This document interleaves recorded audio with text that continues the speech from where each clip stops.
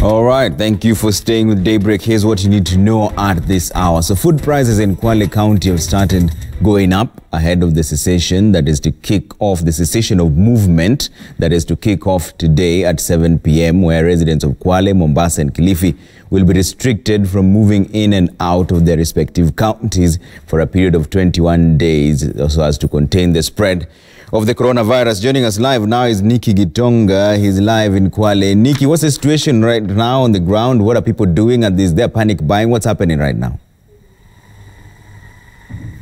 Well, the situation right now is worsening day by day after the announcement that was made by President Uhuru Kenyatta that there will be a cessation for the 3 counties, the coastal region, that people are going to be disallowed to move in and out of the county in the 3 counties. And right now, a large number of people are buying commodities in large quantities for fear of that they may be in a very bad situation in the next coming 21 days. And according to the traders that I've been able to speak to, they're saying the demand of those goods have become very high, and that's why the supply in Kwale has reduced drastically, making the prices to go high. According to the, as per the spot check that we had yesterday evening, for instance, you can get previously a packet of unga, that is 1 kg, you could buy it at 65 shilling, but right now it has gone up to 75 shilling. And 1 kilogram of beans, those are kind of basic commodities that we have in Kwale. 1 kilogram of beans, you could buy it at 69, but right now it has moved to 89 shilling. As per the trader, they're saying they have increased the prices 10 to 20% due to the scarcity of those commodities that the locals are expected to use them during this period. The other major reason why the prices have also gone high is due to the Likoni channel. Most of the suppliers are shying away from coming to Kwale, saying that they waste time whenever they want to cross the channel due to the designated hours that the vehicles are allowed to cross over to Kwale. And that's why they have decided to supply food commodities to counties that are more accessible compared to Kwale County. Right now, most of the suppliers are moving to Kilifi, Taita Taveta and Tana River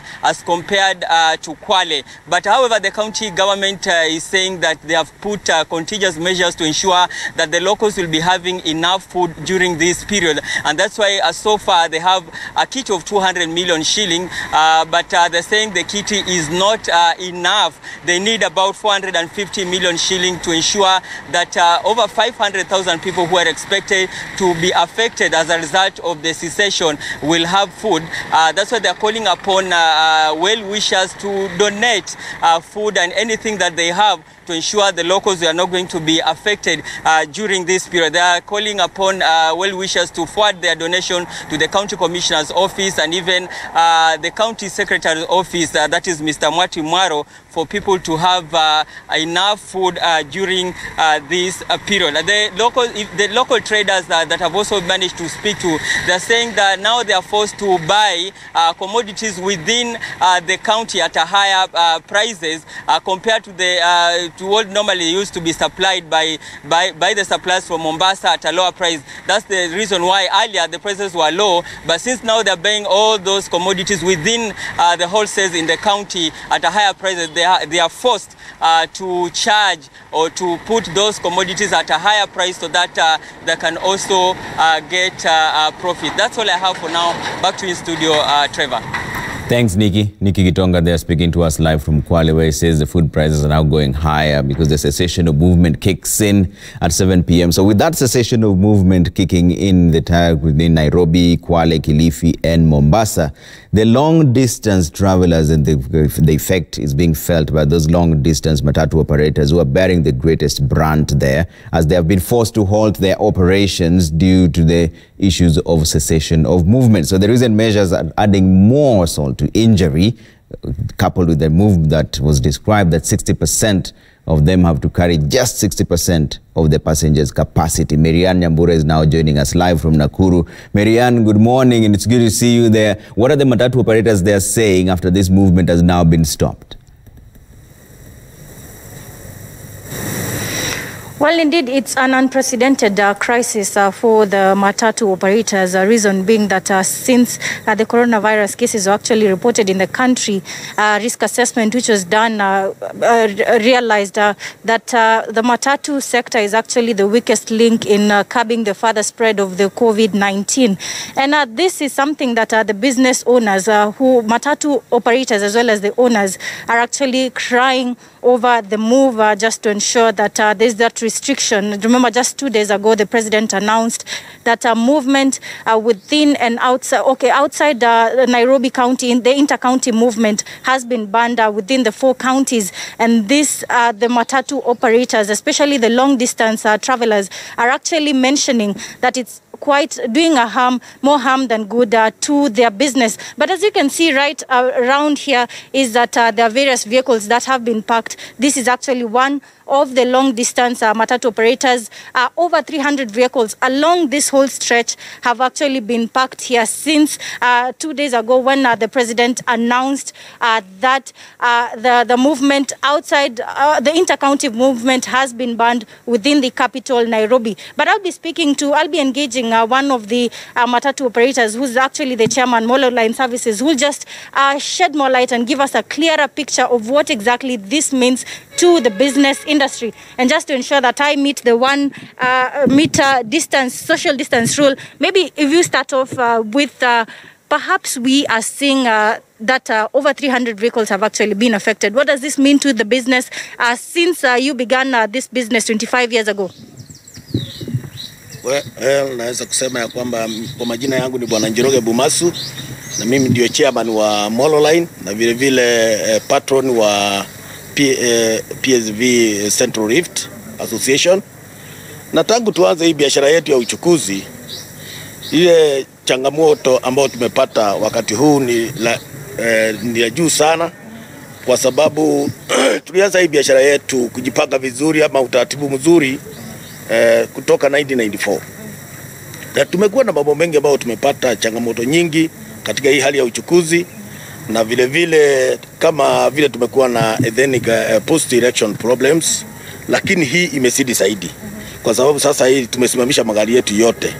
Na vile ambavyo unaona hii magari yote iko hapa hivi, si hizi peke yake, kuna zingine ziko Nairobi kwa ofisi yetu ya Nairobi ambazo hasiwezi kutoka huko, na hizi ni zile ambazo ziko hapa ambazo hasiwezi kutoka hapa hivi. Over 300 vehicles we have grounded them. Lakini hii yote ni kufuatilia agizo la rais vile alivyosema na kufuata ile utaratibu ambao serikali inasema, kwa sababu hata sisi hatutaki kucheza na huu mchezo wa COVID-19. Tunaona ni janga ambayo inatuletea mambo mabaya. Kwa hivyo kwa ile mambo ambayo inatusidi zaidi hapa na kutuletea hasara nikiangalia ni kuhurumia wale ambao tunafanya kazi nao, especially driver wetu. Tuko na zaidi ya drivers 400 na conductors zaidi ya 100. On one side tukisema tuweke madrivers wote 500 na hata tuko na staffs of 200, tukiongeza hapa kwa 500 wote wanakuja kitu kama 700. Tunaona tuko na changamoto kubwa sana, kwa sababu hawa wote walikuwa wanategemea hii kampuni yetu ya Molo Line. Watu 700 kila familia ukiipatia watu 5 that is 3,500 wote sasa hii wanaumia. Kwa hivyo tukiweka tu round figure ni kama kuna watu wanaumia wetu 4,000, na kama vile serikali nasema inaweza kutafuta njia ya kuwasaidia, tunaweza kusikia vizuri sana kama hao madriver wetu na staffs wetu na hata wale ambao wako nyumbani wanaweza saidiwa kwa njia yote ile. Na tuko na mpangilio mzuri ambapo serikali ikikuja kutusaidia inaweza kusaidia kwa njia mzuri kwa ile mpangilio wetu tuko nayo. Tunashukuru vile rais alisema ya kwamba kama ni gari ya mizigo inapeleka chakula na vitu vingine inakubaliwa. Tuko na mizigo mingi ambayo inatoka Molo, tuko na magari yetu bado inafanya kazi kutoka hapa kwenda Molo na kutoka hapa kwenda Kabarnet, Ravini, Mogotio, Marigat, na kutoka hapa kwenda pande za Kisii na Kisumu na Kericho. Tuna magari inaenda huko hata Nyahururu, na yote inakuja na chakula. Kwa hivyo hizi chakula zote tunataka kuwapelekea watu wetu wale wako wapi, Nairobi, na sio wetu tu peke yao, na ile jamii ambayo iko Nairobi napelekwa na wenzao, tunawasaidia kwa njia hiyo.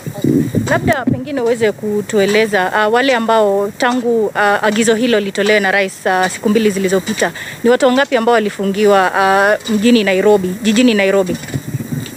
Ni wengi wale madriver. Wakati agizo hili rais alitangaza, kuna madriver ambao walikutwa na hiyo masaa, lakini waliweza kujiharakisha wenyewe. Gari zote zilifungwa mlango, hasikubeba mtu yoyote, zilikuja empty. Kwa hivyo wale ambao wanakaa hapa, madriver wetu ambao wanakaa hapa Nakuru, walitoka huku na wakakuja pande hii. Na wale ambao wanakaa Nairobi walijiharakisha, wakaenda kabla hawajashikwa na masaa, wakaenda kule. Ni wachache tu labda wako Nairobi, ama wengine wachache wako hapa hivi. Na tunajaribu kuwasaidia vile ambavyo tunaweza. Yeah. Kwa hivyo kufikia sasa mnakadiria hasara ya aina gani? Sorry? Hasara. Ni hasara ya hali ya juu sana, kwa sababu tukipatia hizi magari yamesimama hapa ni pesa nyingi sana ambazo hatujafanya hiyo hesabu, lakini ukiona tukisema roughly tuseme hata magari yenye tumesimamisha si ya Nairobi tu peke yake, mini route Nairobi, na hata zingine za Kisumu, kwa sababu hakuna wasafiri, watu wako nyumbani. Thank you so much.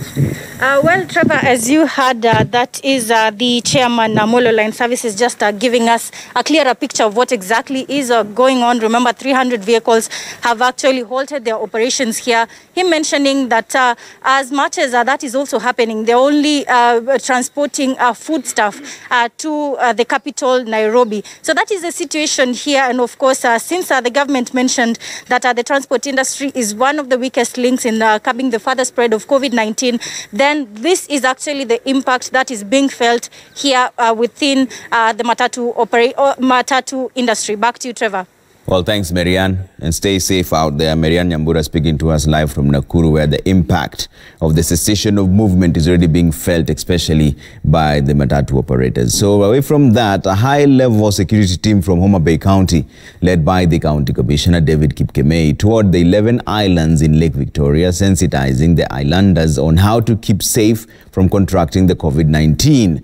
While the islands have posed a threat on the lake boundaries, the islanders, specifically from Ringiti, Remba and Wakula, urge the surveillance team to keep track of visitors who might visit the island. Our Homa Bay County correspondent James Latano toured the islands and filed this report.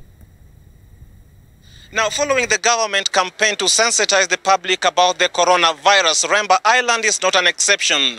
Remba is one of the 10 islands that is found in Homa Bay County, and because of its dense population, it is for a fact that this is one of the reasons that they are so much at risk to the coronavirus. Remba Island is a beehive of activities, and as fishing takes a center stage, other trading activities notwithstanding keeps the island active both day and night. Wageni wasiingie, najua muko katikati ya mpaka kabisa, si ndio? Na mnajua huko kwa jirani yetu wamepunga mpaka yao. Na wamesema wataki watu wa kutembea. So ningependa kuwaomba na kuwasihi, wacha tukuze ujirani mwema na tuheshimu sheria ya wale. Kama walisema wataki watu, nyinyi msiende huko, nyinyi mkae nyumbani. Mufanye ufufi yenu hapa nyumbani mpaka wakati wataturuhusu twende huko.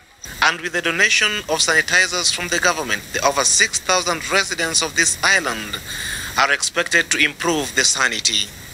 Na tumeweka mikakati ambapo kila mwananchi anahakikisha ananawa baada ya 20 minutes kwa nyumba yako, hata ukiwa kama unatembea, ukipata mahali pa kunawa unanawa. And we have to be very careful because there is no medicine.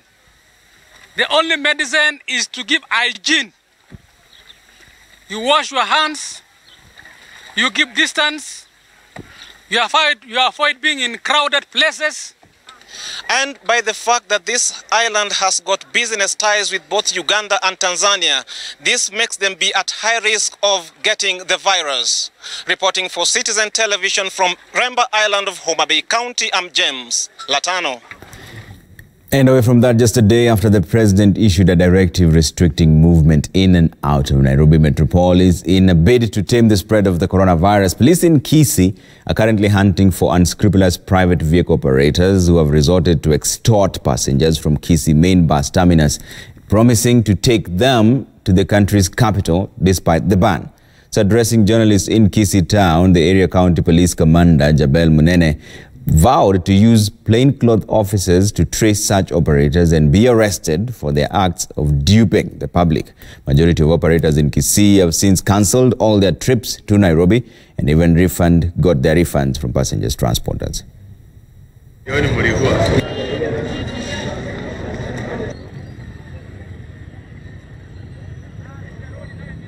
Kuanzia jana kulitangazwa vizuri sana.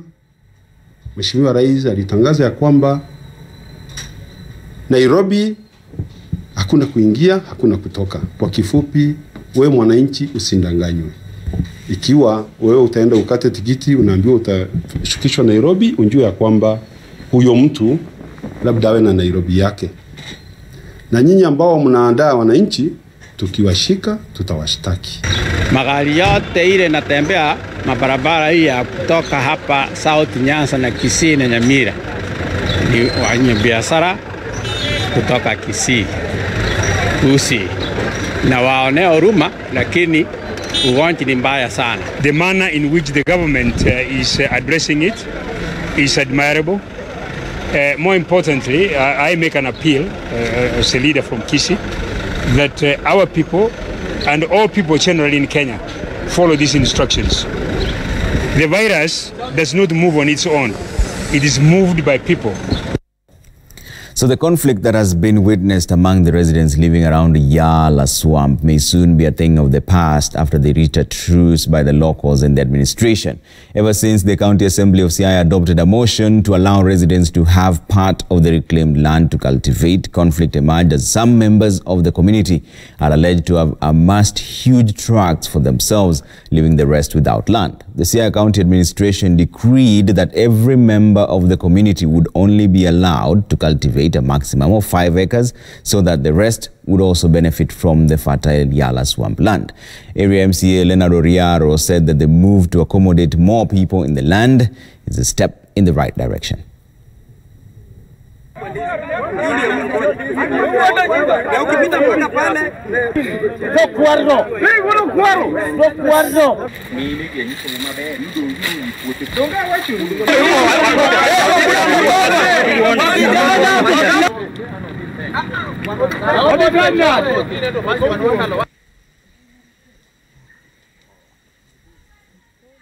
Wakakimbia samba. Waliacha hii kazi ni ngumu. Nimewachia mimi nifike kama naenda huko. Mimi nimefika hapa mpaka nikapata hii maeka na mandugu zangu. Unafukuza watu. Hakuna mtu. Unafukuza watu.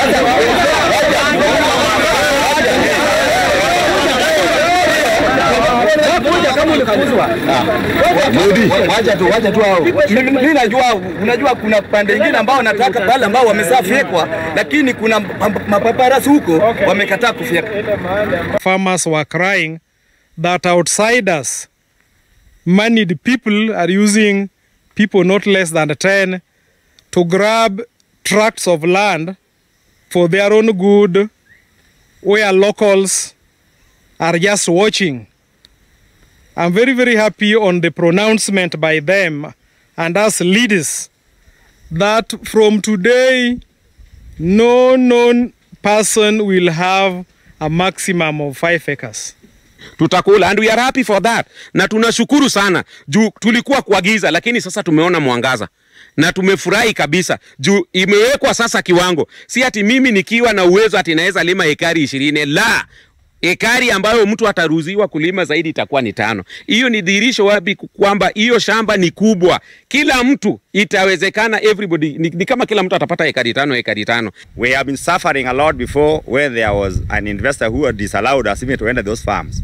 But right now we are very happy because the national government has allowed us to go there and we can even get food, so we can even feed the whole country of Kenya from those products we're getting from those farms. Meanwhile, Mombasa, Kilifi and Kwale governors are set to hold a meeting today to discuss how the government directive will be implemented from 7 p.m. tonight. Kilifi Governor Amason Kingi said there is need for the national government to harmonize the operation as hundreds of Kilifi residents live in Kilifi and work in Mombasa County. The decision by the National Security Council is set to take effect in Mombasa, Kwale and Kilifi tonight as one of the measures undertaken to curb the spread of COVID-19 for a period period of 21 days.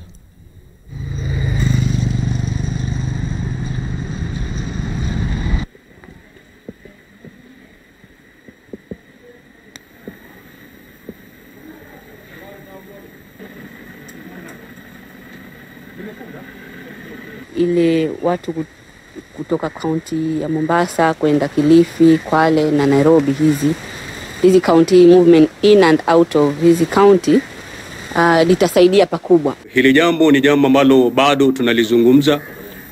Baada ya taarifa hii ninaenda kwa mkutano ambao nitakuwa na mkutano na gavana Joho, na pia tutazungumza na gavana wa Kwale ili tushauriane zaidi, halafu tuzungumze na serikali ya kitaifa ili tuone ni vipi wale watu ambao wanaishi katika kaunti jirani na wanafanya kazi katika kaunti nyingine, ni vipi ambavyo tunaweza kuwawezesha ili kuendelea kwenda katika makazi yao na kuendelea kupata pato. All right, thank you for staying with Daybreak. That does it for our updates at 9. You'll get more updates at 10. Remember, it's not a lockdown. It's a cessation of movement within those counties, in and out of those counties. Nairobi, Mombasa, Kilifi, Kwale. All right? See you at 10 when you get the latest update here on COVID-19. My name is Trevor Mbija, and on behalf of the entire team that made this a success, and Zinzi Kibiku is producing the entire bulletin. Thank you so much for watching. All right? Bye for now.